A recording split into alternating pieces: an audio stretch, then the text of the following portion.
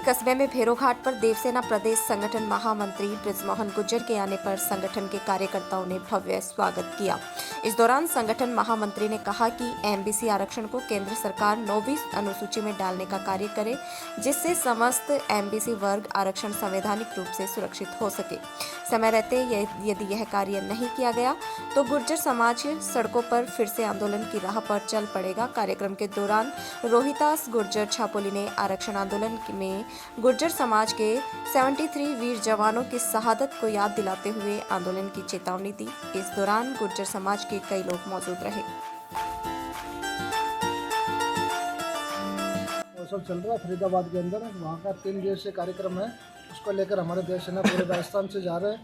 तो हमारे प्रदेश के पदाधिकारी सीकर की टीम फरीदाबाद जा रही थी, तो रास्ते में हमारा एक कॉन्फ्रेंस कर रहे हैं जो गुर्जर आंदोलन को लेके, उसके उपलक्ष्य में यहाँ पे आए हुए हैं। उनका स्वागत किया, मान सम्मान किया है और वो हमारे कॉन्फ्रेंस के जरिए आपको हर चीज़ के बारे बारीकी से बता दिया गया है, जिसके ऊपर हमारी पूरी देवसेना टीम मिलकर उसके ऊपर अमल करेगी और उसको हम मंथन करके उसके आगे की रूपरेखा बनाएंगे। देखिए, गुर्जर समाज द्वारा विगत 24 वर्षों से 2000 में जब देवसेना संगठन द्वारा जयपुर के अंदर माननीय साहिरजी दवाई देवसेना के प्रदेश अध्यक्ष और महामंत्री ज्ञान सिंह जी गुर्जर, इनके नेतृत्व में एक धरना प्रदर्शन हुआ। उससे गुर्जर आरक्षण की ज्वाला को एक रूप मिला और उस ज्वाला को मूर्त रूप देने का कार्य गुर्जर समाज के हृदय सम्राट कर्नल किरोड़ी सिंह जी बेंसला ने 2006 के गुर्जर आंदोलन से उस मामले की गुर्जर आरक्षण के मामले की शुरुआत करी और उस आरक्षण आंदोलन को मूर्त रूप देकर और पूरे प्रदेश भर में इस गुर्जर आंदोलन के जरिए गुर्जर समाज को एक नई दिशा और दशा देने का कार्य किया।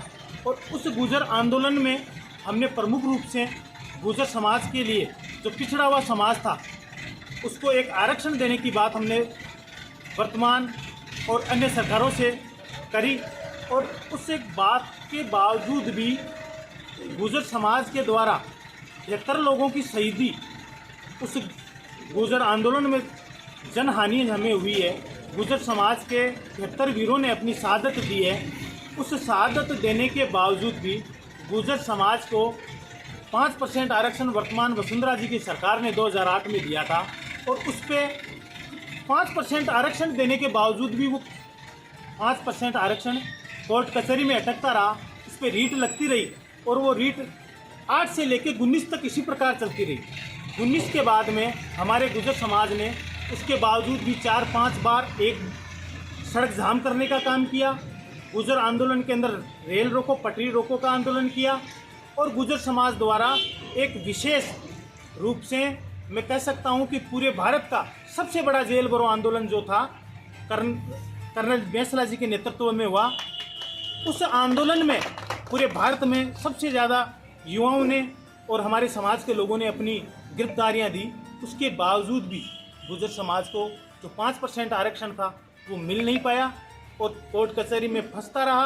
और 19 के बाद के अंदर गुर्जर समाज को जो आरक्षण मिला है 5%, उसमें अभी हमें देखने को मिल रहा है